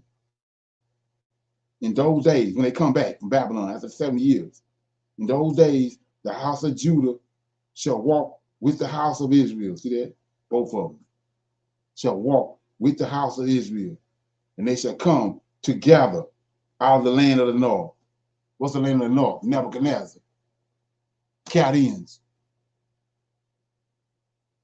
See that? So this ain't no futuristic. They went to Babylon. Jeremiah came to tell them they're going into captivity in Babylon. And then he told them, prophesied them, they're coming out after 70 years. That's what this is saying right here. This had nothing to do with no future in the future. And then he also let you know all 12 tribes came back. Then 19. But I said, how shall I put thee among the children and give thee a pleasant name, the goodly heritage of the house of the host of nations? And I said, thou shalt call me my father, and thou shalt turn away, thou shalt not turn away from me. So that's when they come back after the 70 years. Okay. Anybody got any comments? In 23, you can see, like I said, on they up in these high places. You keep mentioning that. So it says, so 23 says, truly in vain is salvation hoped for from the hills, from the multitude of the mountains, because that's where they is, the high places. Truly in the Lord our God is the salvation of Israel. For shame has devoured the labor of our fathers from our youth, their flocks and their herds, and their sons and their daughters. So you see it right here. But you have to understand what's going on. Right. As you were reading, going back over God's mercy, right? Over here in starting with verse 12 in Minds, as you was going back over that again, you know, we still see in this, as what I see, we still have a loving and forgiving God. You know, he still was seeking his wife after all, you know, she had done. Yes, sir. Even to today. Even to today. Yes, sir. Right. Is this so? Okay. So you want to read chapter 4? I think that'll be enough. Yes, sir, I can. Jeremiah chapter 4, the return to the Lord. 4:1. If thou wilt return, O Israel, said the Lord, return unto me. And if thou wilt put away thine abominations out of my sight, then shalt thou not remove, and thou shalt swear, the Lord liveth, in truth, in judgment, and in righteousness. And the nations shall bless themselves in him, and in him shall they glory. For thus saith the Lord to the men of Judah and Jerusalem, break up your fallow ground, and sow not among thorns. Circumcise yourselves to the Lord, and take away the foreskins of your heart. Ye men of Judah and inhabitants of Jerusalem, lest my fury come forth like fire, and burn that none can quench it, because of the evil of your doings. Declare ye in Judah, and publish in Jerusalem, and say, blow ye the trumpet in the land, cry, gather together, and say, assemble yourselves, and let us go into the defenced cities. Set up the standard toward Zion, retire, stay not, for I will bring evil from the north in a great destruction. Verse 7, the lion is come up from his thicket, and the destroyer of the Gentiles is on his way. He is gone forth from his place to make thy land desolate, and thy cities shall be laid waste without an inhabitant. For this gird you with sackcloth, lament and howl, for the fierce anger of the Lord is not turned back from us. Verse 9, and it shall come to pass at that day, said the Lord, that the heart of the king shall perish, and the heart of the princes and the priests shall be astonished, and the prophets shall wonder. Then said I, Ah, Lord God, surely thou hast greatly deceived this people in Jerusalem, saying, Ye shall have peace, whereas the sword reacheth unto the soul. And at that time shall it be said to this people and to Jerusalem, a dry wind of the high places in the wilderness towards the daughter of my people, not to fan nor to cleanse. 12, even a full wind from those places shall come unto me. Now also will I give sentence against them. Behold, he shall come up as clouds, and his chariots shall be as a whirlwind. His horses are swifter than eagles. Woe unto us, for we are spoiled. O Jerusalem, wash thine heart from wickedness, that thou mayest be saved. How long shall thy vain thoughts lodge within thee? For a voice declareth from Dan, and publisheth affliction from Mount Ephraim. 16, make ye mention to the nations, behold, publish against Jerusalem, that watchers come from a far country, and give out their voices against the cities of Judah. As keepers of a field are they against her round about, because she hath been rebellious against me, said the Lord. Thy way and thy doings have procured these things unto thee. This is thy wickedness, because it is bitter, because it reacheth unto thine heart. 19. Okay, so 12, and who was that in 12 and 13? Ask me a question. Somebody want to answer? Who was that in 12 and 13? You want to read that again? Yes, sir. Jeremiah 4 and 12. Even a full wind from those places shall come unto me. Now also will I give sentence against them. 13. Behold, he shall come up as clouds, and his chariots shall be as a whirlwind. His horses are swifter than eagles. Woe unto us, for we are spoiled. So who was that he in 13? Yahweh? Huh? Is it Yah? Huh?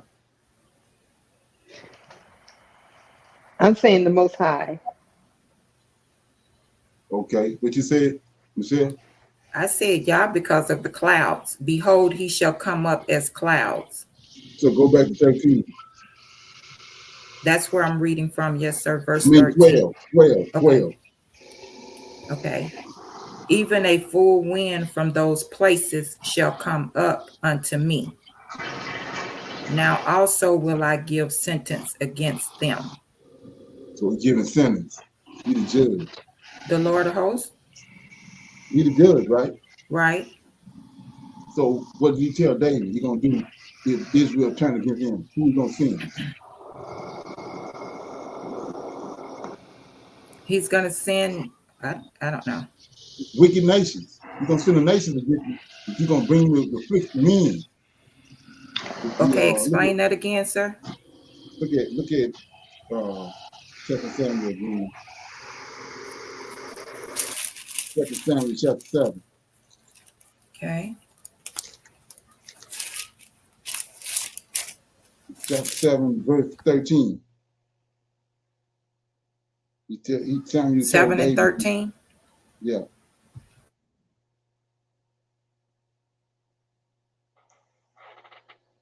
Got it. Okay. 2 Samuel chapter 7 says, this is what the Lord of hosts sent Samuel to tell David. He shall build me a house for my name's sake. Remember, David wanted to build a house. but David had blood on his hands. So he says, he, Solomon, he shall build me a house for my name, and I will establish the throne of his kingdom forever. Then 14, I will be his father, he shall be my son, because David dead. If, see that, if he commit iniquity, I will chasten him with the rod of men. So what's the rod of men? Nebuchadnezzar, Cyrus, all these wicked ass kings over these countries. He'll go get a nation, a wicked ass nation, and bring it to Israel. Right? See that? Yes, sir. So he go get a wicked nation. He says in 14, I will be his father, he shall be my son. If he commit iniquity, which turn away from him, I will chasten him. He gonna punish him by with the rod of men. That's other nations. These other nations, Philistines, the Moabites, and the Egyptians. That's how he punished Israel. That's why that's why Daniel was shown these four different kingdoms. The four different kingdoms come in, and he using them as judges, judge Israel for their sin. So go back over where he was at in chapter 12, right? Chapter 4. Oh, chapter 4 of Jeremiah, at verse 5.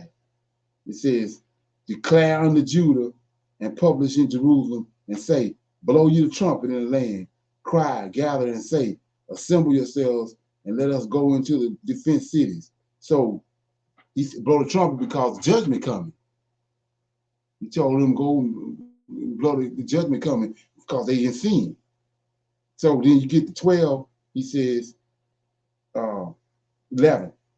At that time shall it be said to this people and to Jerusalem, a dry wind of the high place. That's from the high places in the mountains where they worship these fallen angels at. In the wilderness toward the daughter of my people, not to fan nor to cleanse. Even a full wind from those places shall come unto me. So all the mountains are all in the same place. Where Mount Horeb, all the mountains in the same place. So he said, a wind gonna come from them to where he at. And then it says, behold, he shall come up as a cloud, and his chariots shall be as a whirlwind. His horses are swifter than eagles. Woe unto us, for we are spoiled. So who is this? Who is these chariots and this army that's coming? The other nations. It's Nebuchadnezzar. It's Nebuchadnezzar. So are they bringing a war against them? I mean, they coming like. It's Nebuchadnezzar to punish Israel for their sin. You see it?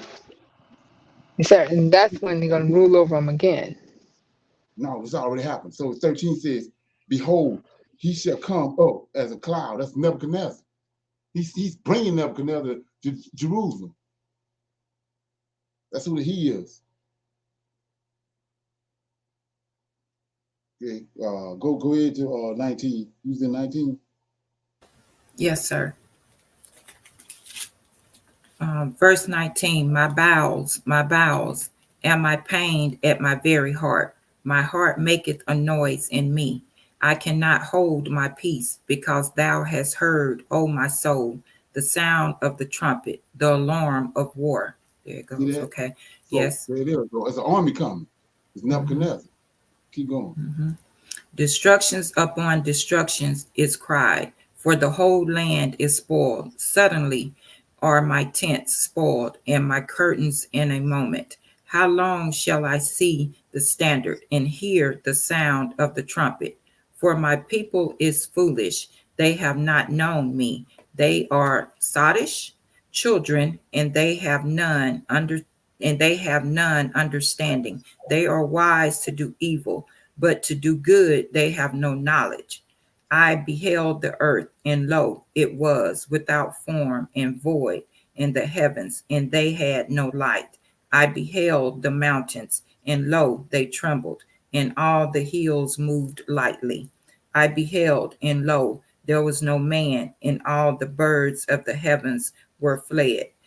26, I beheld, and lo, the fruitful place was a wilderness, and all the cities thereof were broken down at the presence of the Lord, and by his fierce anger. For thus had the Lord said, the whole land shall be desolate, yet will I not make a full end. 28.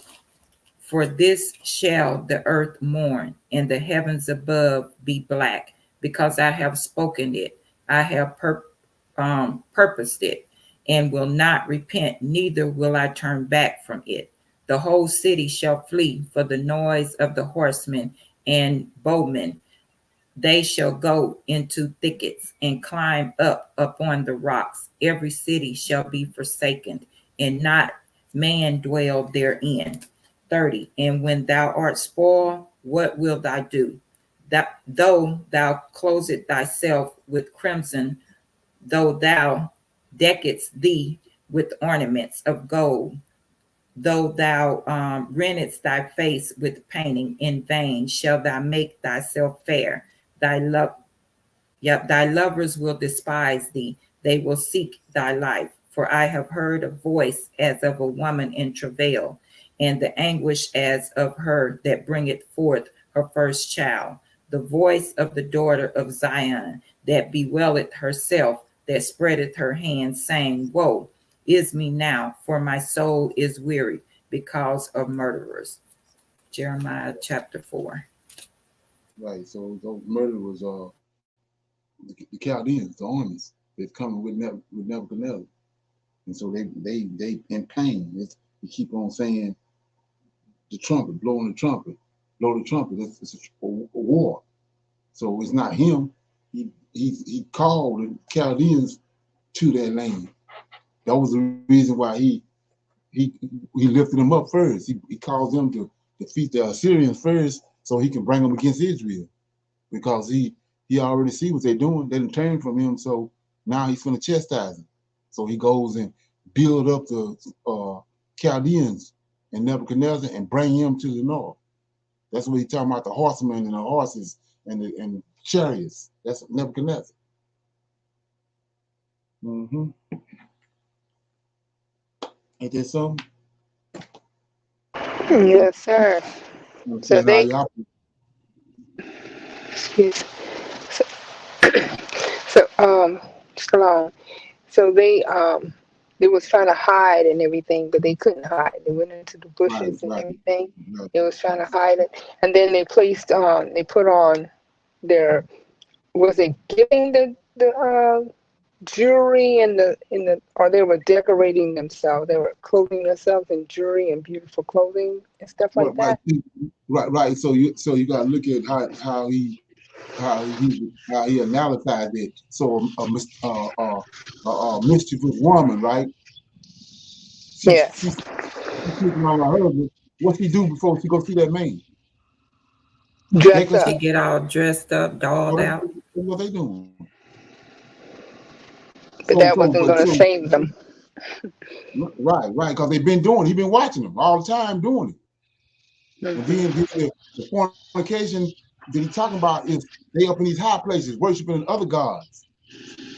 Right.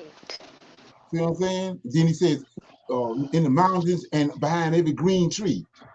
So yes. Grove. So that's where they meet these angelic beings at. If you notice, when the three angels came in Genesis, they met Abraham at a tree. Mm-hmm. Yes, sir. A big oak tree. So they would deal with these angels or these deities, and wherever they meet them at, they'll venerate that area. That's what grove worship is.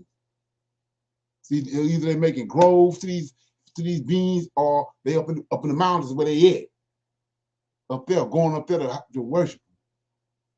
Passing by him, and he got tired of it. So what he do is he bring nations against Israel. So a prime example of that is if you go to Isaiah right quick before we close out. So we go to Isaiah 45.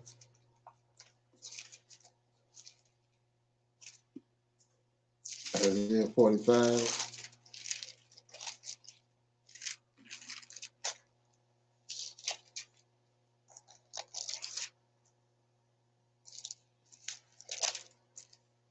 You in Isaiah 45? Yes, sir. Verse 1. Thus said the Lord to his anointed Cyrus. So this 500 years before Cyrus came. He says, thus said the Lord to his anointed Cyrus, whose right hand I have holden, just like he held Nebuchadnezzar's hand and brought him against the nation of Israel, to subdue the nations before him. And I will loose the loins of kings and open for him the two-leaved gate. That's the gates in Jerusalem. And the gates shall not be shut. And I will go before thee. See that? So go back to Deuteronomy 28. He went before the Edomites when they destroyed the Horites and got the land. He went before the Moabites and destroyed the giants that was in the land of Moab and gave the land to them. So right here he's saying, I will go before thee, and I will make the crooked places straight, and I will break in pieces the gates of the brass and cut asunder the bars of iron. And I will give thee the treasures of darkness and the hidden riches and secret places, that thou mayest know that I, the Lord, which called thee by thy name, am the God of Israel. So he went and got Cyrus. He told him, Isaiah prophesying this long before Cyrus came. And so, like I was saying, you can see how they hook with these books. Now you got to go all the way back to Ezra. Go to Ezra, chapter 1. In Ezra chapter 1. Yes. There it is. Coming to pass right here. Now, in the first year of Cyrus, he already prophesied about it way back in Isaiah. But look how they got Ezra before Isaiah. Oh, yeah. But he prophesied, so the book of Isaiah is before Ezra. Because Ezra came, Isaiah lived before they went into Babylon captivity. Ezra lived after they came out of Babylon captivity. So they got all these books tricked off to lead you to JC, but he prophesied in Isaiah 45 that Cyrus was coming. So they just like Jeremiah, all those prophets, all those men of Israel, they got these writings, they got these books, and they know he didn't say it. Cyrus was coming. They're looking for him. So that's why when he came right here, it says, now in the first year of Cyrus, king of Persia, that the word of the Lord by the mouth of Jeremiah might be fulfilled. The Lord stirred up the spirit of Cyrus, king of Persia, that he made a proclamation throughout all the kingdom and put it in writing. Thus said Cyrus, the king of Persia, the Lord God of heaven, have given me all the kingdoms of the earth. See that? So just like he gave Cyrus, he said he gave him the kingdoms of the earth, he talking to him. He can't give him the kingdom of the earth and communicating with him. So same thing with the Lord of hosts. He came and told Lord of hosts, go to Jerusalem. Go to Egypt and get the Israelites. That's how he inherited them. And bring them back here to your land.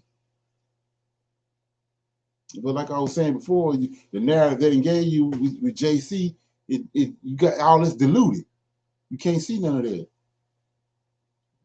Yeah. Okay. Anybody got anything else? So you said in 45 he was at the gates of Babylon or the gates of? He at the gates of Jerusalem.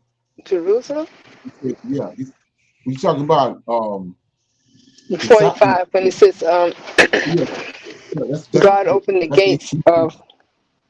Right. So let's look at it. There's more than one set of gates. Isaiah 45. Yes. And verse 1.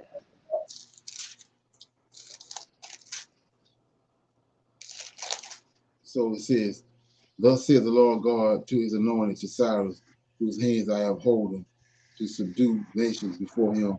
I will loosen the loins of kings. I will open before him the two-leaved gates, and the gates which shall not be shut. So these are gates of Babylon. But you keep reading. Yes, sir. I will go before thee and make the crooked places straight, and I will break in pieces the gates of brass. So it's all these kingdoms got gates. It says, I will cut asunder the ball of iron, and I will give thee the treasures of darkness and hidden riches of secret places, that thou may know that I, the Lord, which called thee by thy name, am the God of Israel. For Jacob, my servant's sake, and Israel, my elect, I have called thee by thy name, I have surnamed thee, though thou have not known me. I am the Lord, and there is none else, there is no God besides me. I girded thee, though thou have not known me. Let me see. And that they may know from the rising of the sun and from the west, there is none besides me. I am the Lord, and there is none else besides me. I form the light. I create the darkness. I make peace. I make peace. I create evil. I, the Lord, do all these things. I'm trying to find out where it says the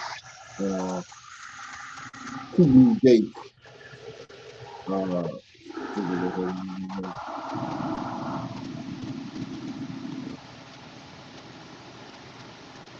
yeah, the two new gates. That's Isaiah chapter 1. That's the we go back and look at and look at Leviticus when Moses, he was telling Moses all the things he had to do to all the things he had to build. He had to build those two gates.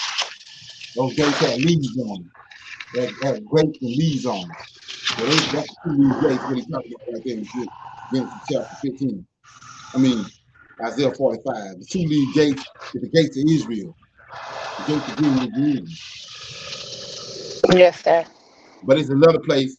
It's another place on here. I thought it was that. I thought it was right up under that, but it's another place that says to make it plain.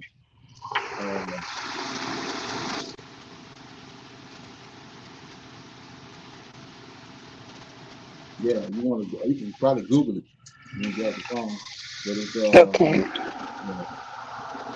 But those two little gates is like I said, you can see like when he built those two columns, those two columns that he put, and he told him to put pomegranates up over the top of the columns.